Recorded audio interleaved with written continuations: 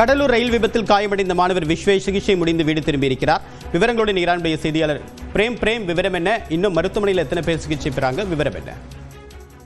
தேவப்பிரியன் நேற்று காலை 7:30 மணியளவில் விழுப்புரத்திலிருந்து மயிலாடுதுறை நோக்கி சென்ற ரயில் விபத்தில் பள்ளி வேன் மீது ரயில் விபத்து ஏற்பட்டு பள்ளி வேனில் பயணித்த 4 மாணவர்கள் படுகாயமடைந்தனர். இதில் 3 மாணவர்கள் நேற்றைய தினம் உயிரிழந்த நிலையில் தற்போது விஸ்வேஷ் என்ற மாணவன் கடலூர் அரசு மருத்துவமனையில் தீவிர சிகிச்சை பிரிவில் சிகிச்சை பெற்று வந்தார்.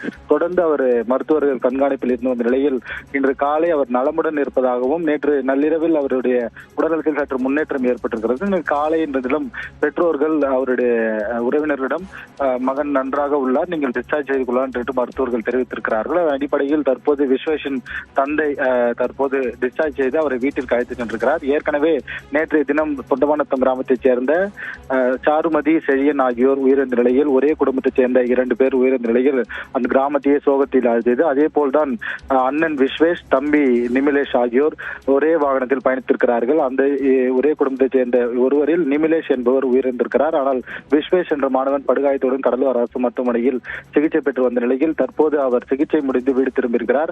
தற்போது நிமிலேஷின் உடலை வாங்குவதற்காக பிரேத பரிசோதனை செய்வதற்காக தற்போது உறவினர்களிடம் ஒப்படைக்கப்பட்டிருக்கிறது.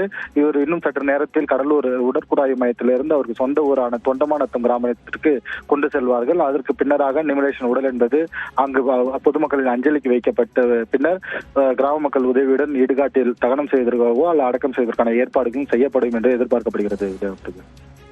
பிரேம், பள்ளிக்கு இன்றைக்கும் விடுமுறை விடப்பட்டிருக்கு. பள்ளி நிர்வாகத்தின் மீது அடுத்த கட்ட ஏதாவது விசாரணை மேற்கொள்ளப்பட இருக்கா? கல்வித்துறை அதிகாரிகளுடைய அடுத்த கட்ட நடவடிக்கை என்ன?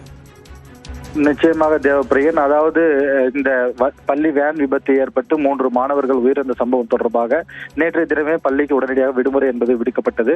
அதே போல் கிருஷ்ணசாமி சிபிஎஸ்இ தனியார் பள்ளிக்கு இன்றும் 2வது நாளாக விடுமுறை விடுபட்ட நிலையில் இன்று நேற்றைய தினம் சாருமதி செழியன் உயிரிழந்த பள்ளி மாணவர்களுக்கு பள்ளி மாணவிகள் ஆசிரியர்கள் அஞ்சலி செலுத்தினர். அதே போல் இன்றும் விடுமுறை விடப்பட்டிருப்பதால் நிமிலேஷன் உடலுக்கும் இன்று அஞ்சலி செலுத்த பெற்றோர்கள் மாணவர்கள் என வருகை தருவார்கள்.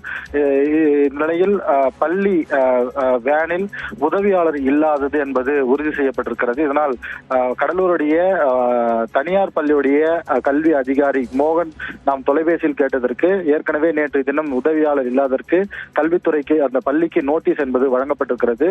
இதற்கு பின்னதாக அவர்கள் எதனும் அந்த நோட்டீஸ்க்கு விளக்கம் கொடுக்கவில்லை என்றால் பள்ளியோட உரிமமோடு ரத்து செய்வதற்கான நேரிடும் என்பது தற்போது எச்சரிக்கையாக கொடுக்கப்பட்டிருக்கிறார்கள். தற்போது கடலூர் மாவட்ட தனியார் பள்ளி கூட்டமைப்பு தரப்பில் தற்போது கண்டனமும் தெரிவிக்கப்பட்டிருக்கிறது. ஒரு பள்ளியில் தனியார் பள்ளி வேன் செயல்பட்டால் அதில் ஓட்டுநர் மற்றும் உதவியாளர் இருக்க வேண்டும். ஆனால் இந்த பள்ளியில் உதவியாளர் இல்லாததால் இந்த விபத்து என்பது ஏற்கப்பட்டிருக்கிறது. இந்நிலையில் வேன் ஓட்டுநர் தற்போது தீவிர சிகிச்சை பிரிவில் இருப்பதால் அடுத்த கட்டத்திற்கு பள்ளி கல்வித்துறையும் மாவட்ட நிர்வாகம் நடவடிக்கை எடுப்பதற்காகவும் விசாரணை என்பது தொடர்ந்து நடைபெற்று வருகிறது. இந்த விபத்திற்கு முக்கிய காரணமாக இருந்த கேட் கீப்பர் பங்கஜ் சர்மா என்பவர் தற்போது 5 பிரிவின் கீழ் கைது செய்யப்பட்டு சிறையில் அடைக்கப்பட்டிருக்கிறார். உங்களுடைய விரிவான தகவலுக்கு நன்றி பிரேம்.